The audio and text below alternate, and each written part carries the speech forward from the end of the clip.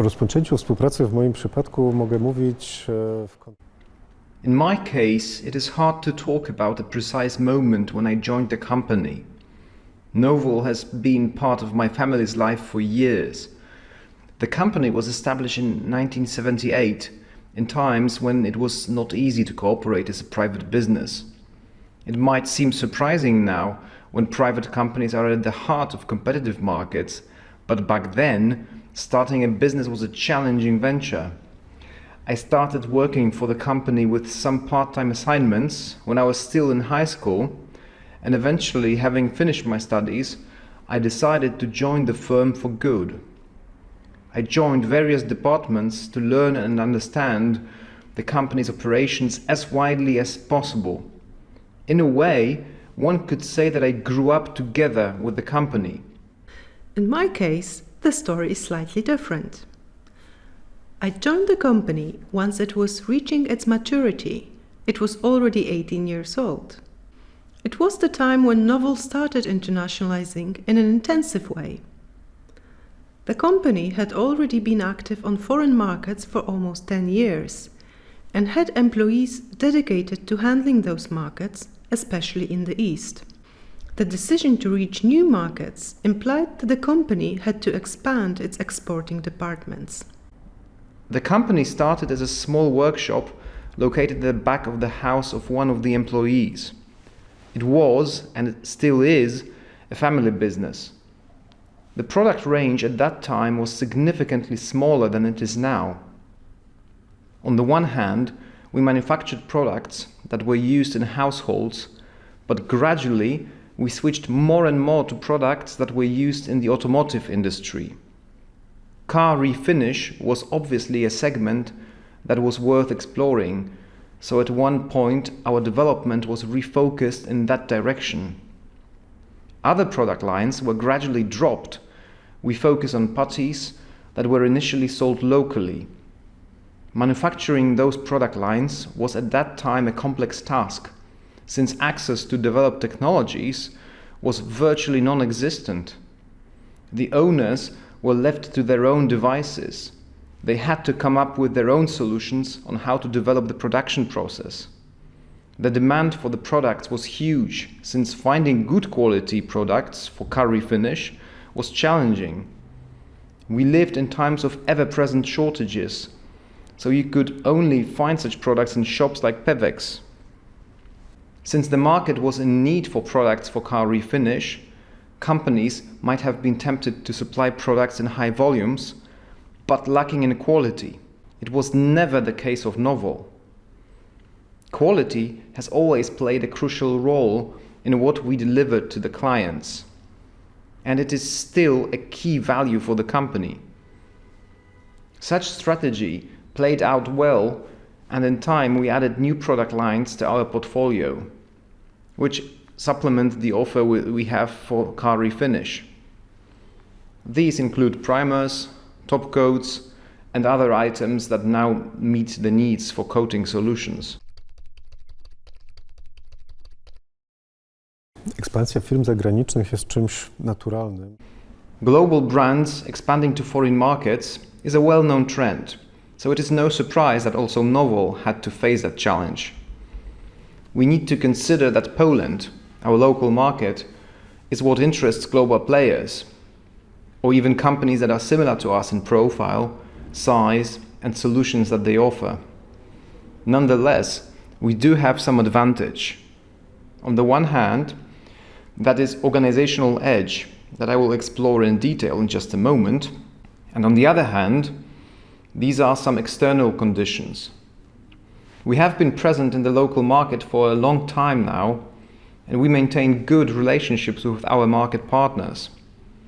Again, when we consider the organizational aspects, I must stress that Novol, as a family company, has always been about the people.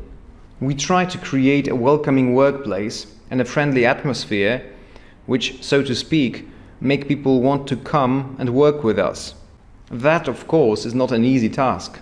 Like in life, not everything always turns as we have planned. But still, when we consider the organization as a whole, we can see that the employee turnover is relatively small. That also means that the people who work with us, our market partners, have long known our values, our beliefs, and the ties we have had with the market.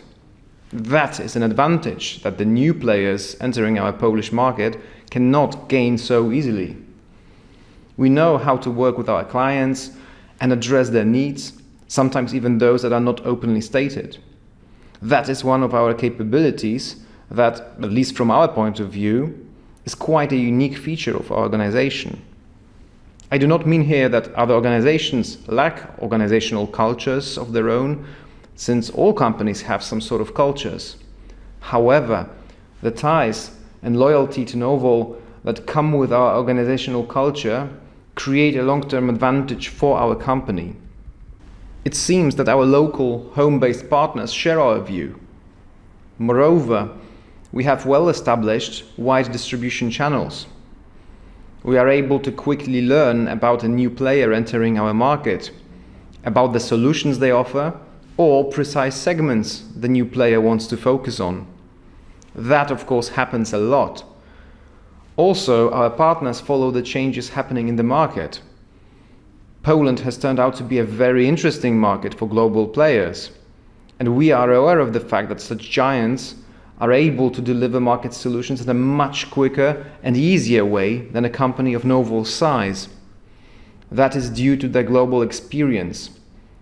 These entries are not surprising. The expansion of new companies has been visible for a while now, but so far we have been successful in addressing the issue. Surely, when we compare ourselves to global players, we do face the problem of limited organizational capabilities and resources. If we consider the market as a global one, it is only natural that a company of our size has its limitations. These limitations do not prevent us from taking new challenges, but it means that the way we approach those opportunities needs to be different than those of sizable, extremely experienced players.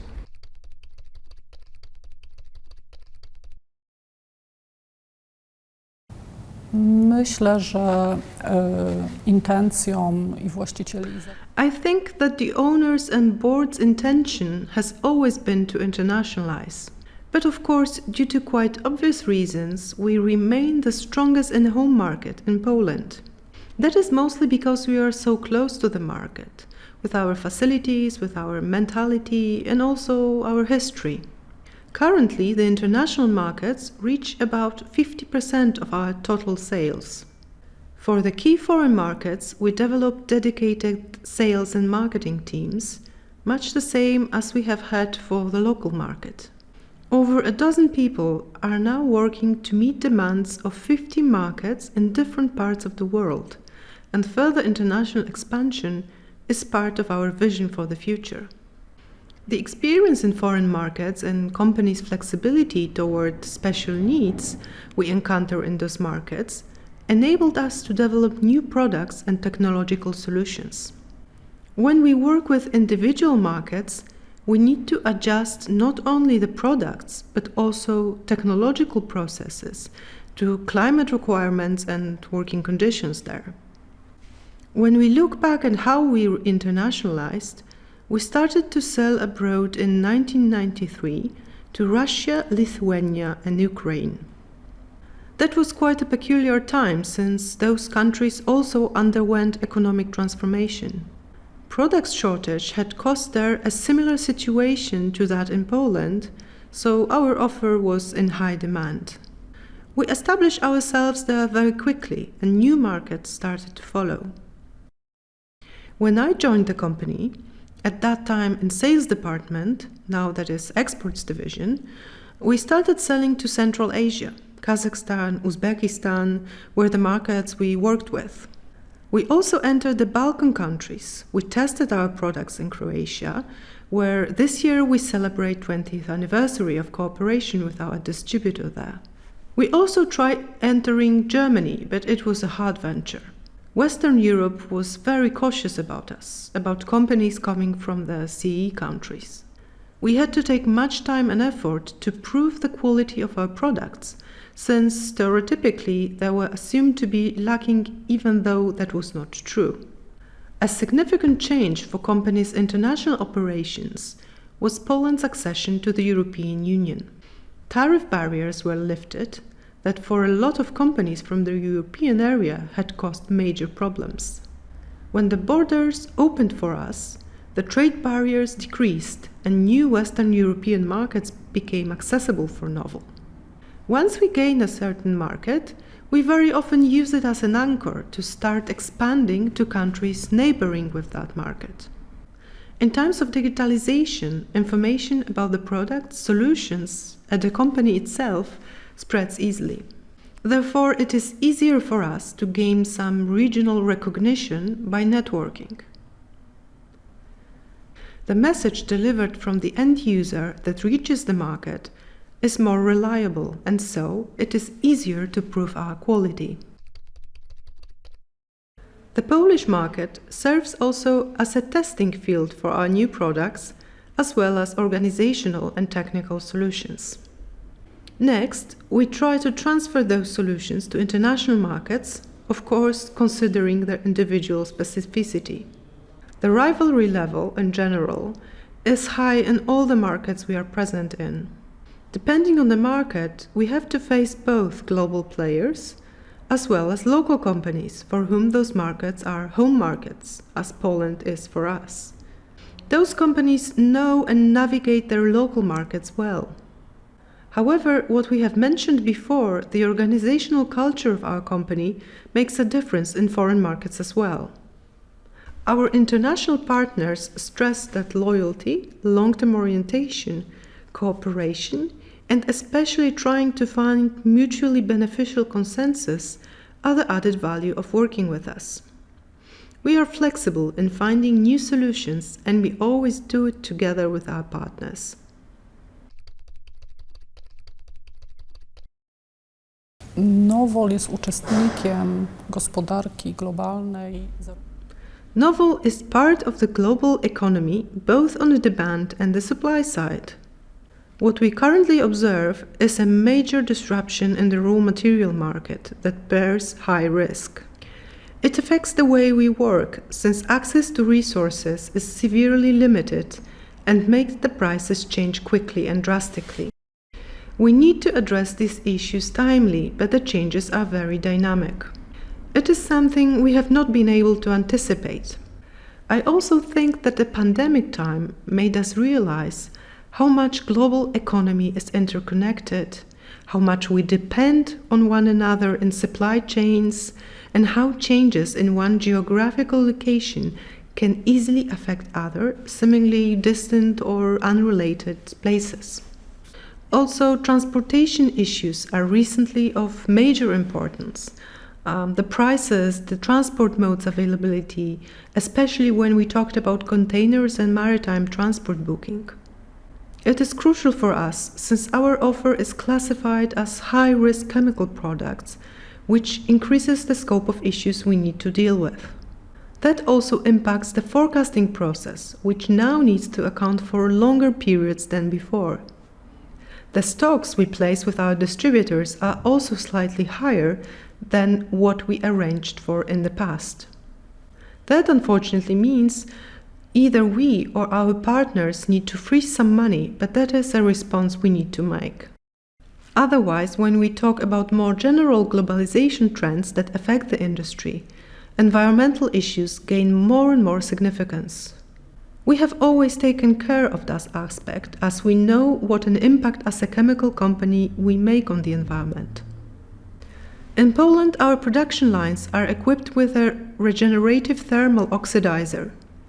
It is a solution that makes the production process environmentally friendly, but not releasing harmful gases in the air. It has been already years ago that we introduced the solution. Now we also comply with the ISO regulations. We have a closed-loop system. We try to communicate the need to focus on environmental aspects, both internally and externally. About 2 years ago, we launched a project titled Green Novel, which helps us become more aware of the natural ecosystems. From legal perspective, the environmental issues require that we follow certain regulations in reference to the product type, the technology we use in production, especially in relation to levels of volatile organic compound emissions. These are European directives and acts we implemented in 2007, but also some local rules and regulations that are specific to individual markets. For instance, there are certain regulations in the United States or Canada that affect the product formula. Similarly, we need to adapt to China's or Korea's regulations where the norms are different. One might assume that these countries would be undemanding in terms of ecological aspects, but most frequently they are more restrictive than European markets and regulators. Globalization can also have an impact on us in ways that we sometimes have not anticipated. Grażyna mentioned the problems we face with raw materials, the challenges the market experiences nowadays. The pandemic revealed to us some supply chain matters we had not realized before. These issues are decisive in whether the material is accessible for us or not, for us and for other companies in the industry.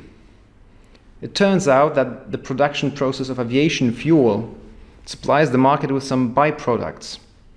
These byproducts are subsequently bought by our suppliers, transformed and added to some materials that we purchase from them.